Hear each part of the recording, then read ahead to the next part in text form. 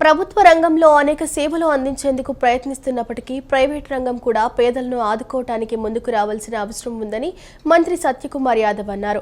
ముఖ్యమంత్రి చంద్రబాబు నాయకత్వంలో ప్రజలకు మెరుగైన వైద్య సేవలు అందించేందుకు గట్టి ప్రయత్నాలు జరుగుతున్నాయని తెలిపారు. దేశంలో ఏ రాష్ట్రంలో లేని విధంగా 25 లక్షల రూపాయల వరకు 4 కోట్ల మంది పేదలకు ఉచితంగా వైద్య సేవలను కార్పొరేట్ ఆసుపత్రిని మించి ప్రభుత్వ ఆసుపత్రి వరకు అందించేందుకు ప్రయత్నిస్తున్నట్లు తెలిపారు. బడ్జెట్లో కూడా వైద్య రంగానికి 6.5% పెంచడం జరిగిందన్నారు. విజయవాడ సూర్యారావుపేటలో ఆధునీకరించిన బల్లం పెద్దేశ్వర హెల్త్ కేర్ సెంటర్ను మంత్రులు సత్యకుమార్ యాదవ్, కొల్లు రవీంద్ర, ఎమ్మెల్యే కామినేని శ్రీనివాస్ ప్రారంభించారు. అనంతరం ఆసుపత్రిలో ఉన్న సదుపాయాలను పరిశీలించారు. ఈ సందర్భంగా మంత్రి సత్యకుమార్ యాదవ్ మాట్లాడుతూ డాక్టర్ పల్లం పెద్దేశ్వరరావు, డాక్టర్ ఆకాష్లు doctor Peddeshwar health care centre పేరుతో 150 పడకల క్రిటికల్ కేర్ సెంటర్ను ప్రారంభించడం సంతోషదాయకమన్నారు. 25 సంవత్సరాల క్రితం 20 పడకల హార్ట్ కేర్ సెంటర్ను ప్రారంభించి జిల్లా పట్టణ ప్రాంత ప్రజలకు నాణ్యమైన వైద్య సేవలను అందిస్తూ ఇవాళ అంచెలంచెలుగా ఎదిగారని చెప్పారు. సేవాభావంతో పేదలకు వైద్య సేవలు అందిస్తారని విశ్వాసం తనకుందన్నారు. 2024-25 ఆర్థిక సంవత్సరానికి 18,500 కోట్ల రూపాయలు ఆరోగ్య రంగానికి కేటాయించారని, పేదల ఆరోగ్య సంరక్షణ పట్ల CM Chandrababu, deputy CM Pawan కళ్యాణ్కు ఉన్న చిత్తశుద్ధిని తెలుసుకోవాలన్నారు. కేంద్రంలో కూడా ఆరోగ్య శాఖకు బడ్జెట్ కేటాయింపు పెరిగిందన్నారు. రాష్ట్రంలో 4 కోట్ల మందికి ఓరల్, సర్వైకల్, బ్రెస్ట్ క్యాన్సర్కు ఉచిత పరీక్షలను ప్రభుత్వం తరపున నిర్వహిస్తున్నామని, 18 ఏళ్లు దాటిన మహిళలు మొహమాట పడకుండా పరీక్షలు చేయించుకోవాలన్నారు. గుండె జబ్బులు ఉన్నవారికి గోల్డెన్ అవర్లో ప్రాణాలు కాపాడడానికి 45,000 ఖరీదు చేసే ఇంజెక్షన్ను ప్రభుత్వం అందిస్తోందన్నారు. ఇప్పుడే క్యాత్ ల్యాబ్ కూడా చూసి వచ్చాం.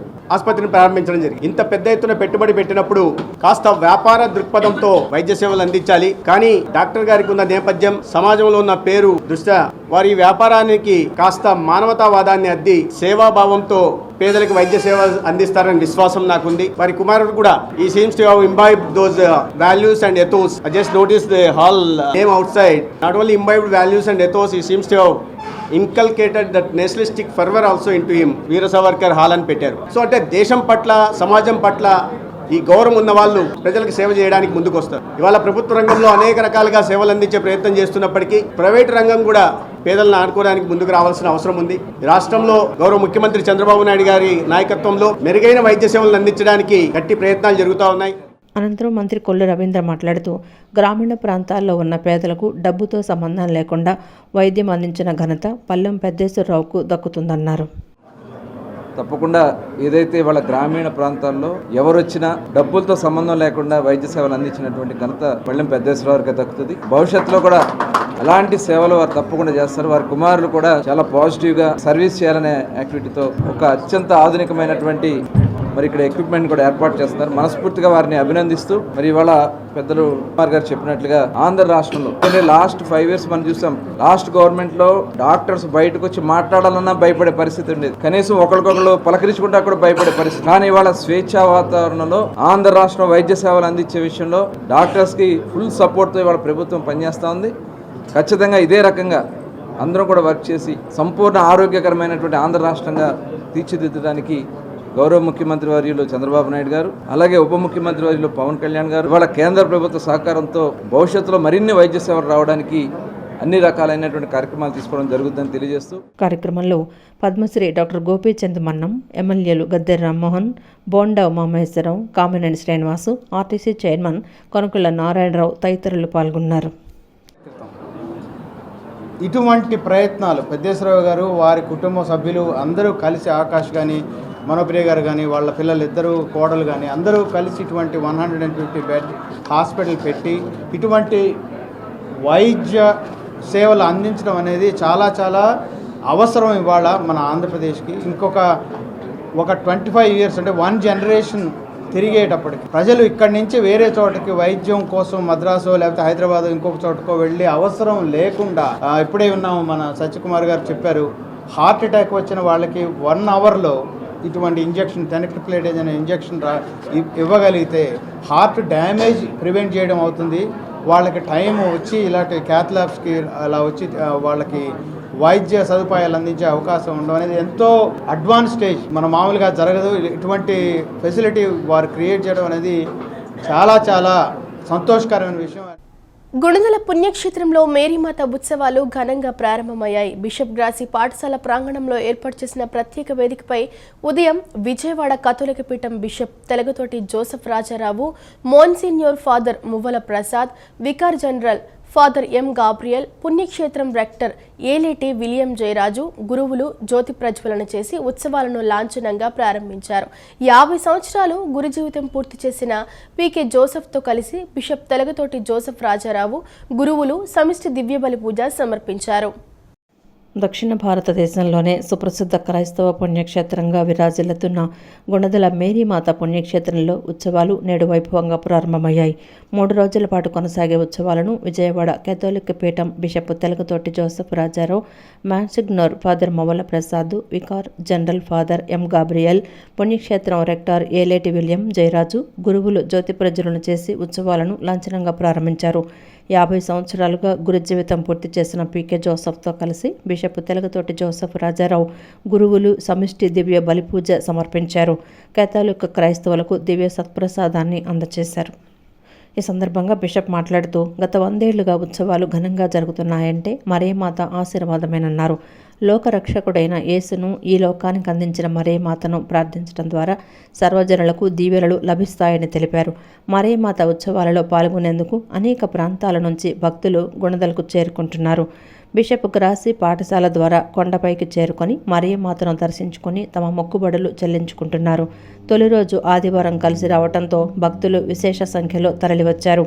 దిగువనున్న చర్చిలో ప్రత్యేక ప్రార్థనలలో పాల్గొని అనంతరం మేరీమాత దర్శనానికి కొండపైకి తరలి వెళ్తున్నారు.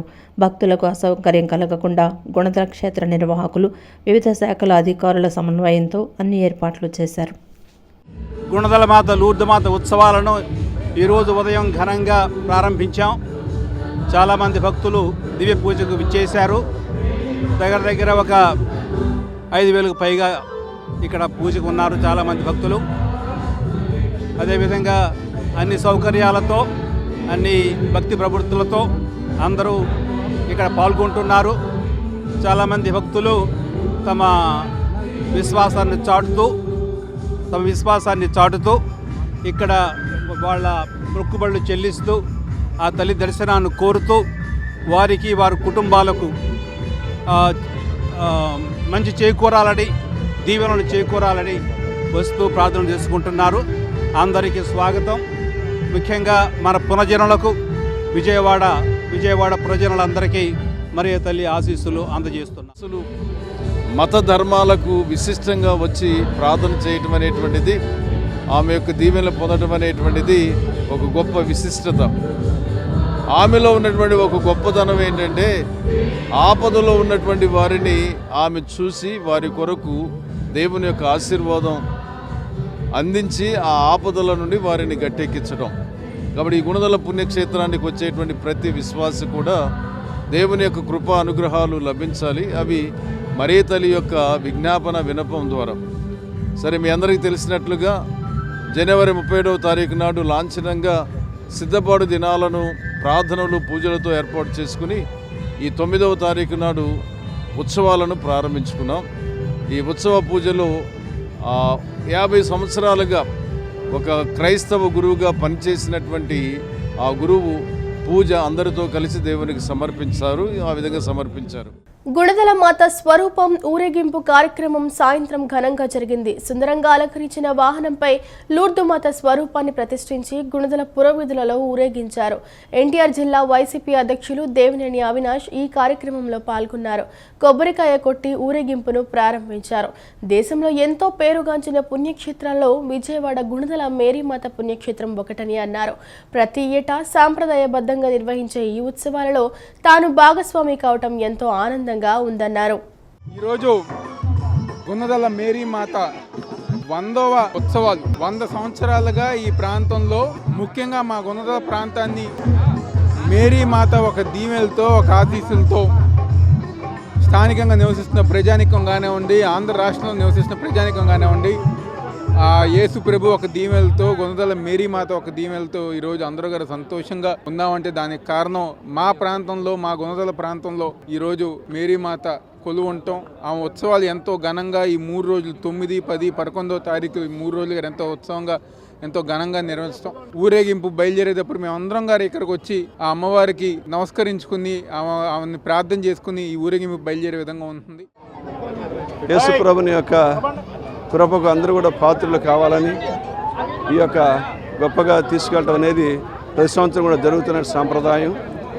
ఇది ఒక దీవెనకరమైన విషయము కనుక ప్రవాసులైనటువంటి పట్టణవాసులు మీ అందరికీ కూడా శుభాశీస్సులు తెలియజేస్తూ ఉన్నాను.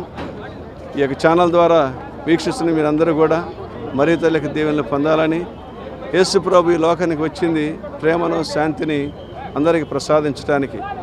ఈ లోకంలో జన్మించడానికి ఒక స్త్రీని ఎన్నుకున్నారు. ఆ స్త్రీయే మరియ తల్లి, దేవుని యొక్క తల్లి. అందుచేతనే మరియ తల్లిని అందరం కూడా గౌరవిస్తూ ఉన్నాం, ప్రేమిస్తూ ఉన్నాము. కనుక దీని ద్వారా ఈ చిటీ ఛానల్ ద్వారా చూసిన అందరూ కూడా దేవుని యొక్క దేవుని పాత్ర కావాలని చెప్పి కోరుకుంటూ మీ అందరి కోసం కూడా ప్రార్థన చేస్తాం. దేవుడు మిమ్మలను కృపతో చూడనుగాక. Amen. God bless you. Chandu Mondeti దర్శకత్వం వహించిన తన తాజా చిత్రం తండేల్ ఘన విజయం సాధించడం పట్ల నటుడు నాగ చైతన్య ఆనందాన్ని వ్యక్తం చేశారు. కుటుంబంతో చూడదగ్గ చిత్రం తండేల్ అని, ప్రతి ఒక్కరూ థియేటర్కు వచ్చి సినిమాని చూడాలని కోరారు. చందు మొండేటి దర్శకత్వం వహించిన తండేల్ చిత్ర యూనిట్ నగరంలో సందడి చేసింది. విజయ్ యాత్రలో భాగంగా గాంధీనగర్లోని శైలజ థియేటర్లో సినీ హీరో అక్కినేని నాగచైతన్య, దర్శకుడు చందు మొండేటి, నిర్మాత బన్నీవాసు పాల్గొని ప్రేక్షకులతో మాట్లాడారు. అనంతరం వారు మీడియాతో మాట్లాడుతూ విజయవాడకు రావడం చాలా సంతోషంగా ఉందన్నారు.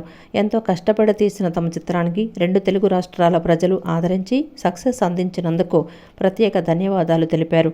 విజయోత్సవ యాత్రలో భాగంగా తొలి రోజు విజయవాడకు రావడం, అమ్మవారిని దర్శించుకోవడం జరిగిందన్నారు. ప్రతి ఒక్కరూ కుటుంబ సమేతంగా థియేటర్కు వచ్చి తమ చిత్రాన్ని ఆదరించాలని కోరారు. సినిమా ప్రేక్షకులకు అందరికీ, మీడియా మిత్రులందరికీ నమస్కారం. చాలా ఆనందంగా ఉంది విజయవాడకు రావటం. చాలా రోజుల తర్వాత ఎప్పుడో షూటింగ్ టైంకి వచ్చాం, బట్ ఒక సినిమా సక్సెస్కి రావటం అనేది ఇది ఫస్ట్ టైం. ఎందుకంటే మీరు ఎంతో పెద్ద సక్సెస్ చేశారు మా సినిమాని. అందుకే ఇప్పుడే కనకదుర్గ గుడికి వెళ్ళి దర్శనం చేసుకొని ఇక్కడికి వస్తున్నాము. ఇప్పుడు థియేటర్కి వెళ్తున్నాం. ఫస్ట్ 2 days కలెక్షన్స్ ఆ కలెక్షన్ చూసి ఎంతో ఆనందంగా ఉంది. నిజంగా ప్రేక్షకులకు అందరికీ thank you all very much. ముందుగా ప్రేక్షకులకి, విజయవాడ మీడియా అందరికీ మా తండేల్ మూవీని ఇంత పెద్ద బ్లాక్ బస్టర్ చేసినందుకు ధన్యవాదాలు. అందుకే మా విజయోత్సవం ఫస్ట్ విజయవాడ కనకదుర్గమ్మ గుడి దగ్గర ఆవిడ ఆశీర్వాదం తీసుకుని మొదలు పెట్టామట. Thank you very much.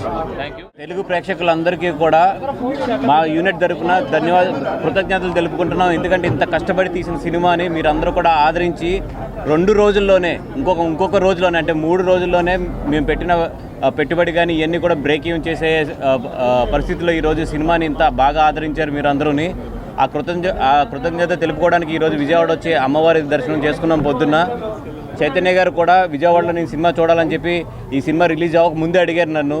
డెఫినెట్గా ఆ రోజు తీసుకెళ్తామండి, బట్ ఫస్ట్ రోజు వెళ్తే చాలా క్రౌడ్ ఇవన్నీ ఉంటాయి కాబట్టి 2వ రోజు డెఫినెట్గా తీసుకెళ్తామని చెప్పాము. 3వ రోజు కుదిరింది మాకు. అమ్మవారి దర్శనం చేసుకుని ఈరోజు విజయవాడ వచ్చి ఇక్కడ సినిమా చూస్తున్నాము.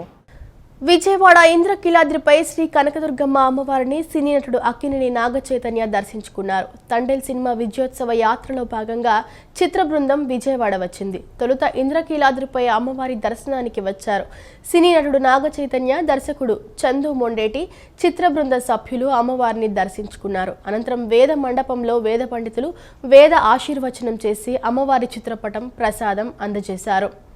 విద్యార్థుల జీవితంలో ఉన్నత లక్ష్యాలను ఏర్పరచుకోవాలని, లక్ష్య సాధన కోసం నిరంతరం శ్రమించాలని Machilipatnam urban development authority chairman Thota Satish Kumar అన్నారు. విద్యార్థులు చదువుతో పాటు అన్ని రంగాల్లోనూ రాణించాలని చెప్పారు. కృషి, పట్టుదలతో విద్యను అభ్యసించి జీవితంలో ఉన్నత స్థానాలకు వెళ్లాలని ఆకాంక్షించారు. కానూరులోని శ్రీ వికాస్ సేవా స్కూల్ ప్రథమ వార్షికోత్సవం ఘనంగా నిర్వహించారు. ఈ కార్యక్రమానికి Machilipatnam urban development authority chairman Thota Satish Kumar, deputy collector doctor Sujatha ముఖ్య అతిథులుగా వచ్చేశారు. ఈ సందర్భంగా వారు మాట్లాడుతూ విద్య ద్వారానే జీవితంలో ఏదైనా సాధించవచ్చని అన్నారు. పాఠశాల స్థాయి నుంచే విద్యార్థులు ఒక లక్ష్యాన్ని ఏర్పరచుకొని ప్రణాళికతో ముందుకు వెళ్లాలన్నారు. నిబద్ధత, అంకితభావం, కృషి, పట్టుదల ఉంటే మనం అనుకున్న లక్ష్యాలను సాధించవచ్చని చెప్పారు. విద్యార్థుల సర్వతోముఖాభివృద్ధి కోసం శ్రీ వికాస్ స్కూల్ చేస్తున్న కృషి అభినందనీయమన్నారు. అనంతరం శ్రీ వికాస్ సేవ స్కూల్ డైరెక్టర్లు చిత్రోజు లక్ష్మీరాం, చిత్రోజు రఘురాం, చిత్రోజు రంజిత్రాం మాట్లాడుతూ పాఠశాల స్థాపించిన మొదటి సంవత్సరంలోని కార్పొరేట్ విద్యా సంస్థలకు ధీటుగా ఐఐటి, జేఈఈ, నీట్లో అగ్రగామిగా నిలిచిందన్నారు. విద్యార్థులు, ఉపాధ్యాయుల మన్ననలు పొందడంలో తమ ఉపాధ్యాయ బృందం కృషి ఎంతో ఉందన్నారు. ప్రతి సబ్జెక్టులో అనుభవజ్ఞులైన ఉపాధ్యాయులు ఉన్నారన్నారు. కాన్సెప్టువల్ లెర్నింగ్ను అందిస్తున్నామని, ఐఐటి, జేఈఈ, నీట్లో మంచి ర్యాంకులు సాధించేలా మంచి శిక్షణ ఇస్తున్నామని తెలిపారు. విద్యార్థి ఏ రంగంలో అయినా రాణించేలా బలమైన పునాది వేసి వారి సర్వతోముఖాభివృద్ధికి కృషి చేస్తున్నామని తెలిపారు. ఈ స్ఫూర్తితో రాబోయే విద్యా సంవత్సరంలో విద్యార్థులు తమ లక్ష్యాలను సాధించడంలో మరింత కృషి చేస్తామన్నారు. మేము శ్రీ వికాస్ సివో స్కూల్ కానూరు, విజయవాడ నందు ఈరోజు ప్రథమ వార్షికోత్సవ వేడుకలు, యాన్యువల్ డే సెలబ్రేషన్స్ అత్యంత ఘనంగా జరిగాయి. అందరూ 100% పేరెంట్స్ విచ్చేసి ఈ కార్యక్రమంలో పాల్గొన్నందుకు వాళ్ళకు కూడా హృదయపూర్వక ధన్యవాదాలు తెలియజేస్తున్నాం. ఈరోజు జరిగిన సాంస్కృతిక కార్యక్రమాలతో మరోసారి శ్రీ వికాస్ సివో స్కూల్ చదువులతో పాటు సాంస్కృతిక కార్యక్రమాల్లో కూడా అద్భుతమైన విద్యార్థులు ప్రదర్శన ఇవ్వటం ఎంతో ఆనందదాయకం. ఈ రోజుని స్ఫూర్తిగా తీసుకొని మేము సాధించబోయే రిజల్ట్స్, ఐఐటి, జేఈఈ, నీట్లో మేము ఇచ్చే శిక్షణ మరియు సాధించబోయే రిజల్ట్స్కి స్ఫూర్తిగా తీసుకుంటూ ఇంకా ముందుకెళ్తూ మా విద్యార్థులు ఉన్నత శిఖరాలు అధిరోహించాలని మనస్ఫూర్తిగా కోరుకుంటూ ధన్యవాదాలు. Thank you. పిల్లలకి ఈ రోజుల్లో లోపిస్తున్న కాన్సెప్చువల్ లెర్నింగ్ మిస్ అవుతుంది. మా స్కూల్లో ఆ కాన్సెప్చువల్ లెర్నింగ్ ఇచ్చి పిల్లలకి రేపొద్దున రాబోయే రోజుల్లో రాయబోయే ఐఐటి, జేఈఈ అండ్ నీట్ ఎగ్జామ్స్కి మంచి ర్యాంకులు సాధించే విధంగా మేము శిక్షణ ఇస్తున్నాం. దానికి కావాల్సిన మైక్రో షెడ్యూల్స్ మా ప్రత్యేకత. Plus at the same time మిగిలిన స్కూల్స్లో ఎక్కడ పిల్లల్ని అన్ని రంగాల్లో, అన్ని డైరెక్షన్స్లో డెవలప్ చేసే విధంగా ఎక్కడా ఏ కరికులం లేదు. మా దగ్గర అన్ని డైరెక్షన్స్, అంటే పిల్లవాడు ఓన్లీ ఐఐటి, జేఈఈ, నీట్ కాకుండా ఏ రంగంలో అయినా రాణించేలాగా మేము ఈ 6th క్లాస్ నుంచి +2 వరకు మంచి ఫౌండేషన్ ఇచ్చి పిల్లల అభివృద్ధికి దోహదపడేలాగా మేము, మా టీం, మా టీచర్స్ అందరం కలిసి అహర్నెస్లో కష్టపడి పిల్లల భవిష్యత్తు కోసమే చేస్తున్న ప్రత్యేకమైన స్కూల్ మాది. నైతిక విలువలతో కూడిన భావి భారత నిర్మాణానికి దివ్య ఖురాన్ మార్గదర్శి అని మౌలానా మహమ్మద్ అమీన్ ఉమ్రియా అన్నారు. దివ్య ఖురాన్ మానవాళికి మార్గదర్శకమని అన్నారు. మనిషి పుట్టుక నుండి చనిపోయి మట్టిలో కలిసే వరకు ప్రతి అంశంలోనూ రుజుమార్గం చూపించే గ్రంథమే దివ్య ఖురాన్ అని పేర్కొన్నారు.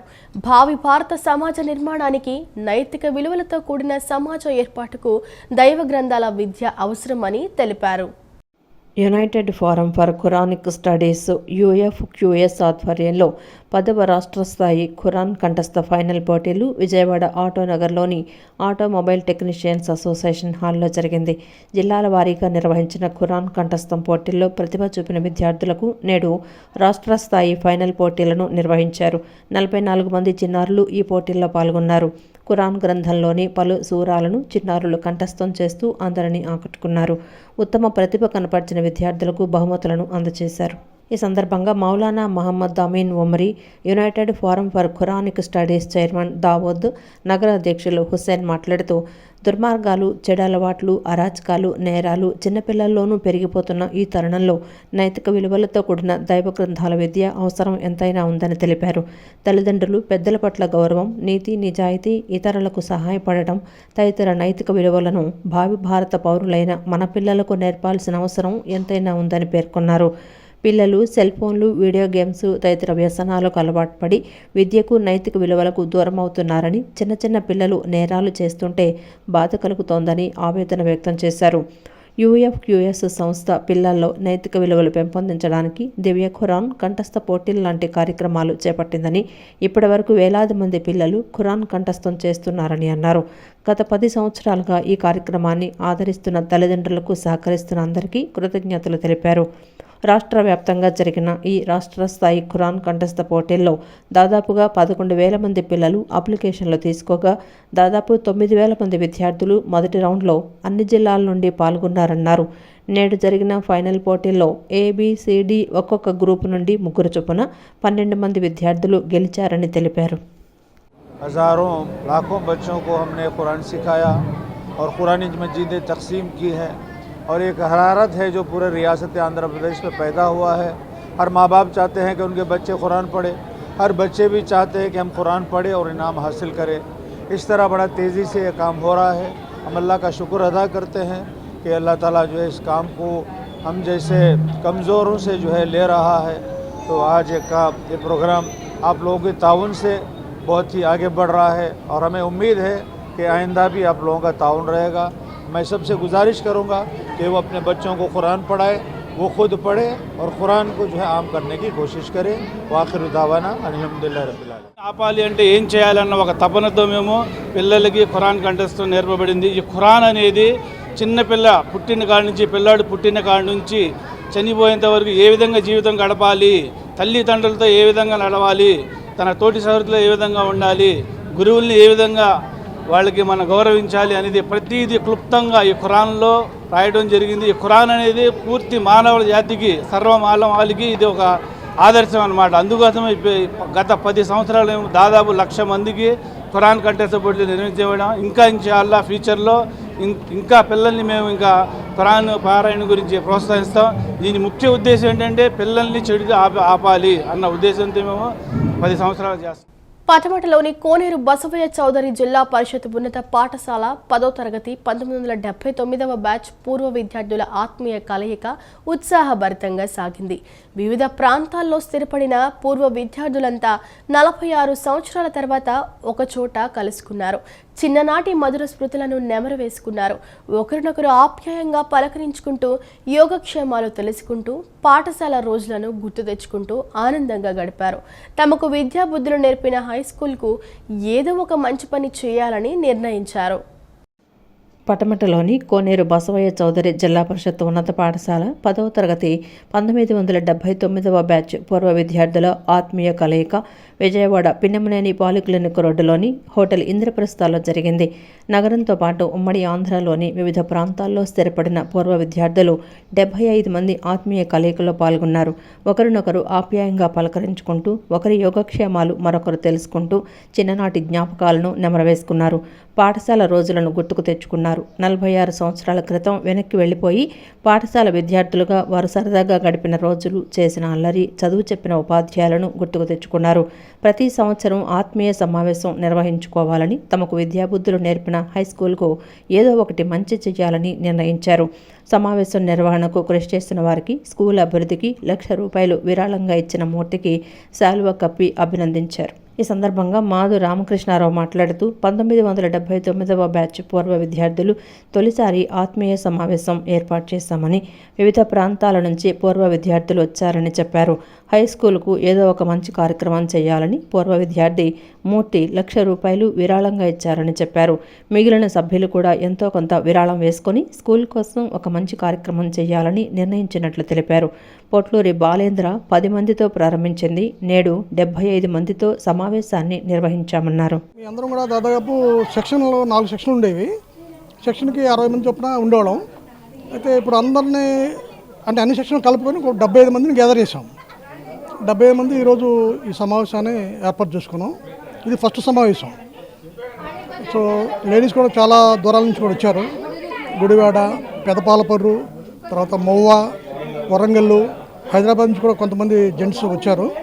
ఈ సమావేశాన్ని ఈ విధంగా జరుపుకున్నాం.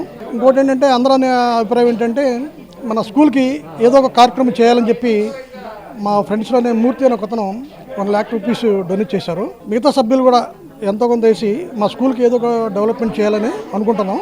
అది కార్యాచరణ ఏంటనేది ముందు మేము మా గ్రూప్ సభ్యులు తెలియజేసి ఫండ్ కలెక్ట్ చేసి అతి త్వరలోనే మా స్కూల్కి ఒక కార్యక్రమం చేద్దామని నిర్ణయించుకున్నాం.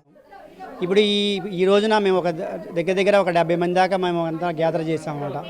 గత సంవత్సరం నుంచి రామకృష్ణ గారు, ఇంకా కొంతమంది మోహన్, ఇలా కొంతమంది సభ్యుల సహకారంతో ఇంతమందిని గ్యాదర్ చేసాం. ఈరోజు మేమందరం ఇలా కలవడం మాకు చాలా ఆనందంగా ఉంది.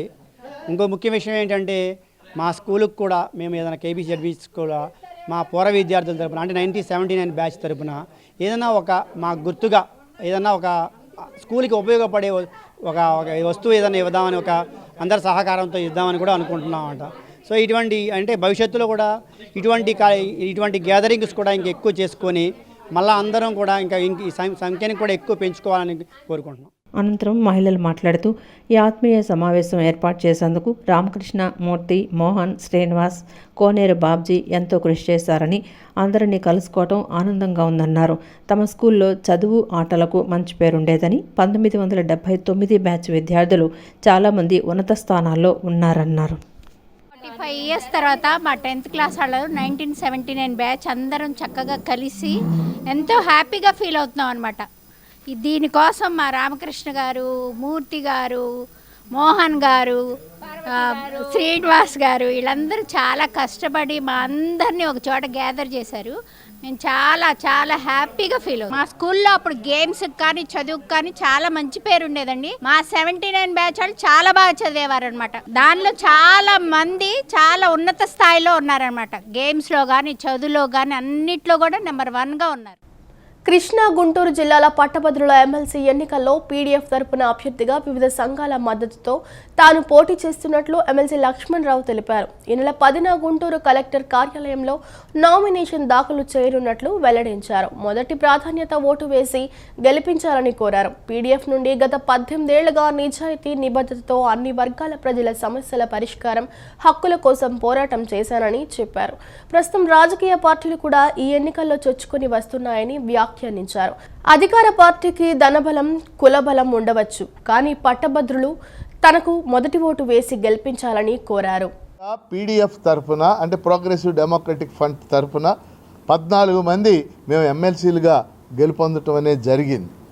ఈ 14 మందిని కూడా గత 18 ఏళ్లుగా ఒకటి మేము రాజ్యాంగ విలువలకి, రాజ్యాంగ లక్ష్యాలకి కట్టుబడి పనిచేసాం. 2 నిజాయితీతో ప్రజల పట్ల నిబద్ధతతో పనిచేసాం.